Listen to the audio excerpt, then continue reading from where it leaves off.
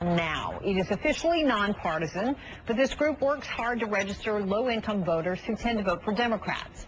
Acorn's under fire over allegedly phony voter registration in several states, and Drew Griffin of CNN's Special Investigations Unit is digging into this for us. You'll be pretty surprised by what he found.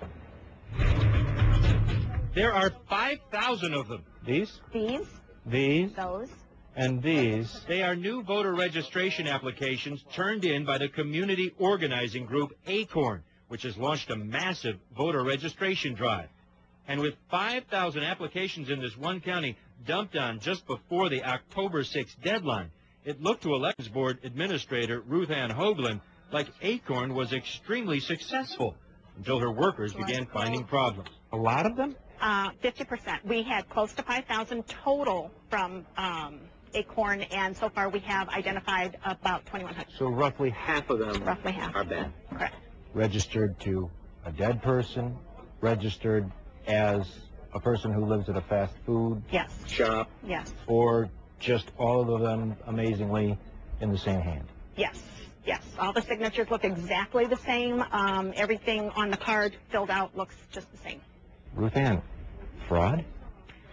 We have no idea what the motive behind it is. It's just overwhelming to us. It's not that some are bad.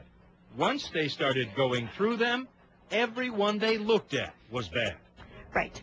We've run into a lot of the same. We'll go through 10 cards, and in the exact same hand, the card is filled out the same, the signature is the same. We'll make telephone calls, and every phone has been disconnected. Hoagland decided to stop the review altogether, work on other apparently legitimate registrations, and get back to the other half of what she now calls the fake pile later. It's frustrating. It's very frustrating. Here's another Acorn filled-out registration form. It's for Jimmy Johns, 10839 Broadway in Crown Point. Jimmy Johns. We decided to track him down. Here he is. Is there anybody here that's actually named Jimmy Johns? Nobody registered to vote here named Jimmy Johns? This could really... I mean, there's been no fraud yet because people haven't voted yet, right? Correct. We'll find out on Election Day. But it certainly sets up a potential.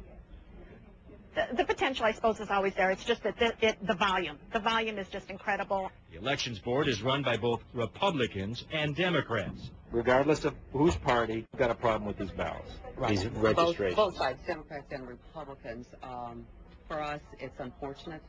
Acorn, with its intent, perhaps, was good to begin with, but unfortunately went awry somewhere. It is fraud, says the Democrat director, Sally Lasota. Well, if you look, it's the same for all three voters.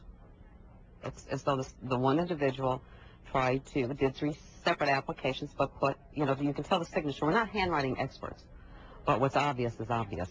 Acorn's voter registration drives are under investigation or suspicion in several states. Just yesterday, local authorities raided this Acorn office in Las Vegas, where Acorn workers allegedly registered members of the Dallas Cowboys football team. Over the last 4 years, a dozen states investigated complaints of fraudulent registrations filed by Acorn, and complaints of fraud by Acorn have exploded nationwide in just the last few weeks.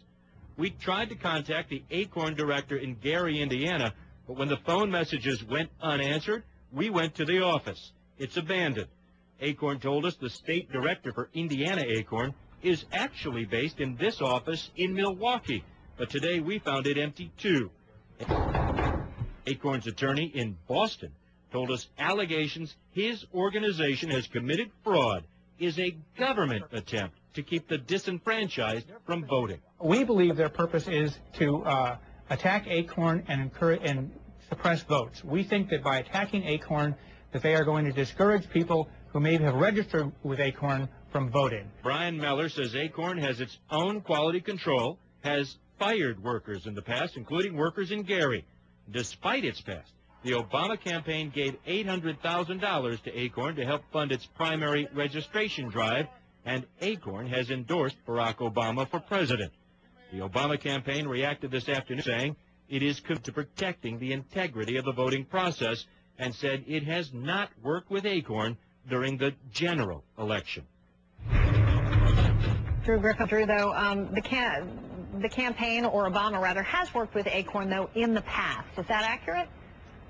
That's accurate. As an attorney, he represented Acorn in a motor voter court case, which, by the way, Barack Obama won for Acorn. But all afternoon long, the campaign has been calling us, trying to distance themselves from Acorn. All right, Drew Griffin for us tonight. Drew, as always, thanks. Coming up, for those who say